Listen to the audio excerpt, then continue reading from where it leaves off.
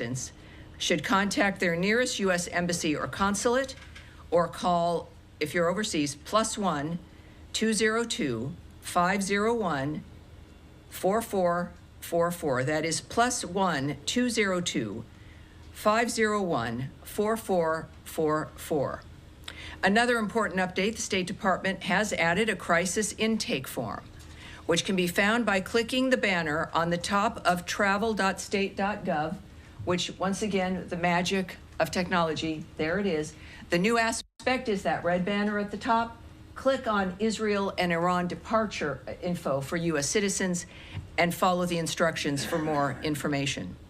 U.S. citizens in Israel and the West Bank who would like to receive information on departure assistance should fill out the form that this website will take you to. This crisis intake form will also allow U.S. citizens in Iran to register their information. We do not anticipate offering direct U.S. government-assisted departure from Iran.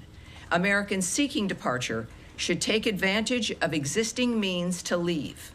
The Department of State has provided information and support to over 25,000 people seeking guidance regarding the situation in Israel, the West Bank, and Iran. And on Iran, I want to reiterate the statement from President Trump, delivered by my colleague Caroline yesterday. Quote, "Based on the fact that there is a substantial chance of negotiations that may or may not take place in the near future, I will make my decision of whether or not to go within the next 2 weeks." And now, with so much happening, there has been some news this week you may not have seen. After 3 days of talks, technical teams from the Democratic Republic of the Congo and the Republic of Rwanda initialed the text of a peace agreement on Wednesday. Next Friday, June 27th, Secretary of State Marco Rubio will witness the ministerial signing of that peace agreement right here at the Department of State, led by the foreign ministers of Rwanda and the Democratic Republic of the Congo. This is a milestone achievement and a significant step toward peace in that region, and we remind our friends and partners that with implementation of the agreement, the economic investment and development we all want to see will finally be possible. We look forward to more on this next Friday. Also, I would like to join the many Americans in New Jersey welcoming home Idan Alexander. Held hostage by Hamas, his release is a reminder of our commitment to Americans wherever they may be in the world. The scenes of people lining the streets were truly heartwarming, and America is stronger with one of our sons finally home. And lastly, we are having this briefing on Friday because we were not here yesterday because it was the holiday Juneteenth. On June 19th, for everyone wondering and not perhaps having all the details, on June 19th, 1865, Union Major General Gordon Granger arrived in Galveston, Texas to announce General Order No. 3, declaring that all enslaved people in Texas were free. More than 2 years after President Abraham Lincoln's Emancipation Proclamation had officially ended slavery in Confederate States, I should say. This day, now known as Juneteenth, has become a profound commemoration of freedom and resilience. So I hope you enjoyed yesterday, and we are here today, and I'm ready for your questions, shall we? Yes, Daphne. Thank you so much. So on the 25,000 that you said the State Department has provided information to, is that U.S. citizens who are seeking information on leaving Israel, the West Bank, and Iran? It's information in general. So it would be a combination, I'm sure, but it's a general information, conditions, perhaps departures as well, but general information. Okay, and do you have any numbers on the number of U.S. citizens that are seeking information on departing Israel or Iran? Those are not numbers that I will share at this time. Just as a reminder as well, while today is a bit different than the feeling of Tuesday, we are still in a dynamic where there are still hostilities, where there are still people in bunkers, where there is still a danger. Clearly, we've heard the statement from President Trump about his posture at this point. So we're still going to be careful for national security reasons, obviously, when it comes to what we can answer. So that's a number that I won't be able to give you today. Okay. All right. Sorry. All right. And we will not, we'll do one more, but then we will continue on here. Yes, go ahead. Thank you. Just on Ambassador Huckabee's tweet, he said that the U.S. is working to get military, commercial, charter flights and cruise ships for evacuation. Have any of those organized by the State Department evacuated American citizens yet? And if not, when is that expected to start? I won't give details from this podium, but we know that at each embassy, they are posting actions that they're taking. We know that the Israeli embassy is doing that, so you could go to either travel.state.gov and get to the Israeli embassy, or go there directly, and you will see their statements, and I would urge you to do that directly when it comes to what the Israeli embassy is doing and what they've accomplished. Yes, sir. Thank you. Florida Governor Ron DeSantis chartered flights apparently for Americans in Israel seeking to leave, and successfully got, I believe it's 1,500 out. I was wondering if those charter flights were coordinated with the State Department in any way, or was this done on some tangent?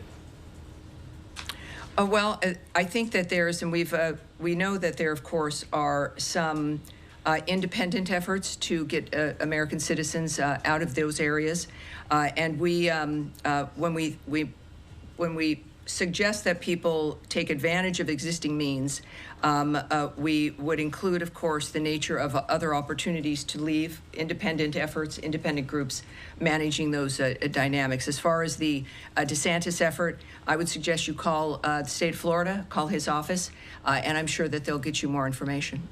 All right, Nadia. Thank you, Tammy. Since the president said there is substantial opportunity for negotiation and has given it 2 weeks, why not send in a U.S. representative to join the Europeans with the Iranians in Geneva today? And second, Mr. Grossi is worried that if Boushahar reacted... Let me answer your first one first, okay, if I may, and then we'll follow up with your second. First of all, Geneva is a discussion involving the Europeans. Of course, we're working on many different fronts and have from the beginning here in leading the nature of finding a solution to this problem. We certainly continue to. The president's made it very clear, as he has, again, not just about this issue, but every other war and conflict that he's trying to stop. And also with his statement that he would allow to make a decision within the 2 weeks because of the potential. So those efforts continue on.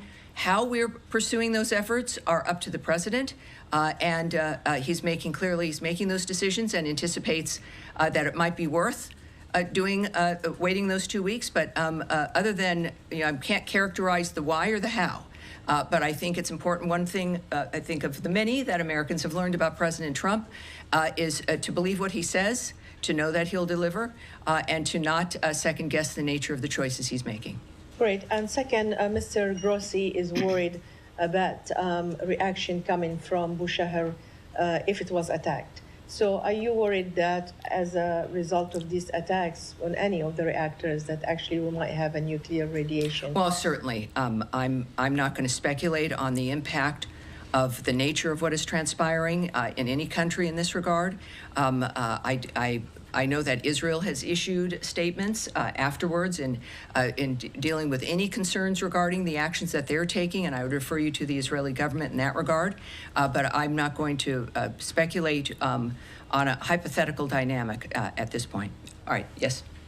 With regard to the talks taking place today, or concluded today in Sure. Geneva, does the Trump administration believe that they were productive in paving the way for diplomacy? Well, I